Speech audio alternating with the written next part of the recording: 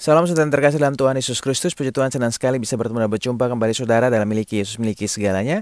Anda bersama saya Jamie Juniuspa. Dan kita bersyukur pada Tuhan kita bisa bertemu kembali untuk sama-sama membagikan firman Tuhan yang penuh berkat, penuh kuasa, yang memberikan kekuatan bagi kita untuk maju terus menghadapi setiap persoalan dalam hidup kita. Karena kita percaya bahwa bersama Yesus kita bisa, dan pada saat kita miliki Yesus, miliki segalanya, kita diberikan kemampuan untuk melewati setiap persoalan dan juga pergumulan hidup ini dengan berani dan keluar sebagai pemenang. Hari ini kita akan belajar satu perikop tentang kasih Kristus adalah dasar hidup suami istri. Tetapi di dalam Efesus 5 ayat 22 dan 33 ini sampai 33 ini lebih berbicara tentang suatu rahasia besar, tetapi yang dimaksudkan di dalam bagian ini adalah hubungan Kristus dan jemaat kalau kita lihat di ayat 32-nya.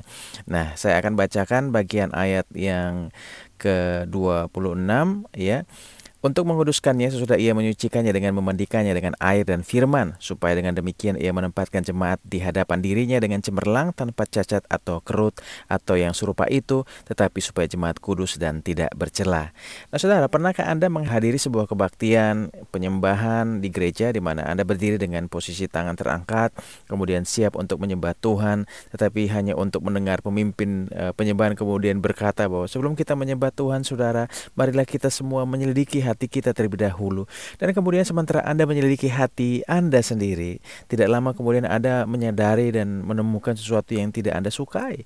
Kemudian Anda mulai diam-diam menurunkan tangan Anda sendiri, dan Anda kemudian duduk kembali dan tidak berdiri lagi, dan Anda merasa tidak nyaman untuk menyembah Tuhan lagi setelah Anda melihat ke dalam diri Anda siapa diri Anda sesungguhnya.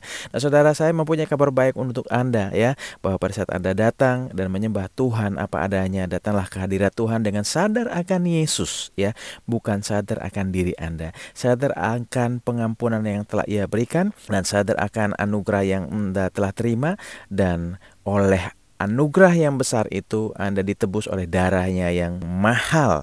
Dan untuk itu saudara, datanglah ke dalam hadirat Tuhan sambil membawa hanya Yesus sebagai anak domba Allah yang tidak bercatat sebagai korban persembahan Anda. Jadi jangan pernah melihat diri Anda, karena pasti Anda tidak akan pernah menemukan sesuatu yang sempurna. Anda harus melihat Kristus, karena jika tidak Anda akan selalu melihat kekurangan. Nah saudara, cara Anda menyembah Tuhan sama dengan saat ketika umat Tuhan dalam perjanjian lama membawa persembahan mereka kepada imam ya.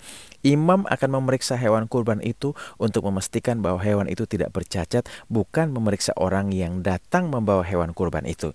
Dan imam tidak akan memeriksa orang berdosa itu. Sekali lagi, jika hewan itu tanpa cacat, Tuhan akan menerima hewan kurban itu sama seperti orang yang membawa hewan tersebut. Jadi, saat Anda masuk ke dalam hadirat Tuhan, jangan lakukan pemeriksaan diri Anda apapun dan menjadi patah semangat. Anda akan menemukan banyak kesalahan dalam kehidupan Anda. Tuhan tidak memeriksa Anda, ingat ya. Ia melihat Anda melalui nilai penuh serta semua keindahan dan penerimaan anaknya. Kalau kita lihat Efesus 1 ayat 6, di sana disebutkan bahwa supaya terpujilah kasih karunia-Nya yang mulia yang dikaruniakannya kepada kita di dalam Dia yang dikasihinya. Jadi Ia melihat Anda kudus dan tanpa cacat karena Ia melihat Yesus telah mengorbankan tuburan darahnya di atas kayu salib untuk kita. Ingatkah Anda pada wanita yang dicap sebagai pendosa, saudara? Mungkin juga seorang pelacur. Ia pergi ke rumah seorang Farisi yang sedang menjamu Yesus dan kemudian menyeka kaki Yesus dengan rambutnya. Kalau kita baca Lukas 7 ayat 36 sampai 50, itu adalah tindakan penyembahannya ya. Ia datang kepada Yesus apa adanya. Ia tahu bahwa ia telah berbuat dosa, tetapi ia menyembah Yesus dahulu karena menyadari siapa ia sebenarnya.